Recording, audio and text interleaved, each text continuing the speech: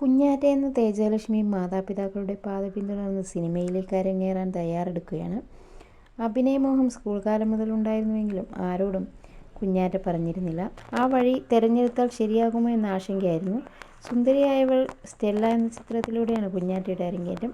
കുറച്ച് മാസങ്ങൾക്ക് മുമ്പ് അച്ഛൻ മനോജ് കെ ജനൊപ്പം എത്തിയതാണ് തൻ്റെ സിനിമാ അരങ്ങേറ്റം താരപുത്രി പ്രഖ്യാപിച്ചത്. നെപ്പോ കിഡ് എന്ന് വിളിച്ചാൽ ഒന്നും ഫീൽ ചെയ്യാറില്ല. അങ്ങനെയാണല്ലോ പിറന്നത്. ഇനിയൊന്നും ചെയ്യാൻ പറ്റില്ലല്ലോ. ആ വിളി എനിക്ക് വിഷമം തരാറുമില്ല.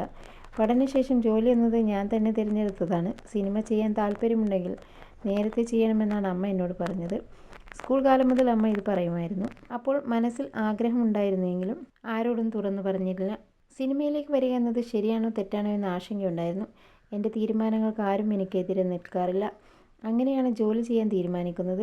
അതിനിടയിൽ തെലുങ്ക് സിനിമയിലേക്ക് അവസരം വന്നിരുന്നു. പക്ഷേ ഞാൻ അത് വേണ്ടെന്ന് വെച്ചു. ക്യാമറയോട് ഒരു ഭയമായിരുന്നു. ഡിസിപ്ലിനോടെ പെരുമാറണമെങ്കിൽ മാത്രമേ സിനിമയിലേക്ക് ഇറങ്ങാവൂ എന്നാണ് അച്ഛനും അമ്മയും നൽകിയ ആദ്യ ഉപദേശം. അച്ഛനും അമ്മയുമാണ് എൻ്റെ മാനേജേഴ്സും PR-ഉം. അവരാണ് എനിക്ക് വേണ്ടി തീരുമാനിക്കുന്നത്. വനിതയ്ക്ക് നൽകിയ അഭിമുഖത്തിൽ തേജലക്ഷ്മി പറഞ്ഞു. ബാംഗ്ലൂരാണ് ഞാൻ പഠിച്ചത്. അതുകൊണ്ട് തന്നെ ആ സ്ഥലത്തിനോട് വല്ലാത്തൊരു അറ്റാച്ച്മെൻ്റ് ഉണ്ട്. ബാംഗ്ലൂർ പോകാനാണ് എനിക്ക് ഏറ്റവും താല്പര്യം. അച്ഛനാണെങ്കിൽ കൂടിയും ഇടയ്ക്കിടെ കാണാൻ വരും. ബാംഗ്ലൂർ, ചെന്നൈ, കൊച്ചി ഈ 3 സ്ഥലങ്ങളും എനിക്ക് ഏകദേശം ഒരുപോലെ ഇഷ്ടമാണ്. ഫ്രീഡം എക്സ്പീരിയൻസ് ചെയ്യണമെന്ന ആഗ്രഹം കൊണ്ടാണ് ക്രൈസ്റ്റ് കോളേജ് ഉപരിപഠനത്തിനായി തിരഞ്ഞെടുത്തത്. സ്കൂൾ കാലഘട്ടത്തിൽ പാരൻസിനൊപ്പമാണല്ലോ ജീവിച്ചത്. 6ാം ക്ലാസ്സിൽ പഠിക്കുന്ന സമയത്ത് ഹോസ്റ്റൽ ജീവിതം എക്സ്പീരിയൻസ് ചെയ്തിട്ടുണ്ട്. അങ്ങനെയാണ് ഒറ്റയ്ക്ക് നിൽക്കുന്നതിനോട് താല്പര്യം വന്നു തുടങ്ങിയത്. ബാംഗ്ലൂർ ജീവിതത്തെക്കുറിച്ചുള്ള ചോദ്യത്തിൻ്റെ മറുപടി ഇതായിരുന്നു.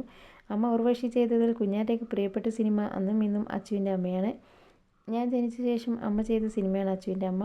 അതുകൊണ്ട് തന്നെ ആ സിനിമയോട് എനിക്കൊരു പ്രത്യേക അടുപ്പമാണ്. എപ്പോൾ കണ്ടാലും കരച്ചിൽ വരും.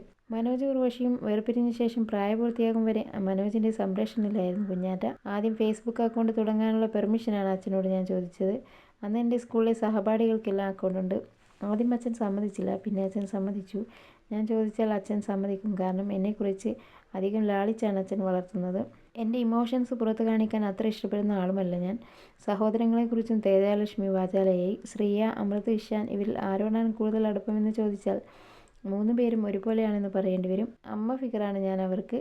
അവർക്ക് വീട്ടിൽ പേടിയുള്ളത് എന്നെ മാത്രം. ഞാൻ ദേഷ്യപ്പെട്ടാൽ അവർക്ക് സങ്കടം വരും. അമ്മ കണ്ണുരുട്ടി കാണിച്ചാൽ പോലും ഇഷാൻ പേടിക്കില്ല. ഞാൻ പേടിപ്പിച്ചാൽ അവൻ്റെ മുഖം പെട്ടെന്ന് മാറും. അവനൊപ്പം ഞാൻ എപ്പോഴും സന്തോഷമായി ഇടപെട്ടാലും തെറ്റ് ചെയ്താൽ ഉടൻ പറയും.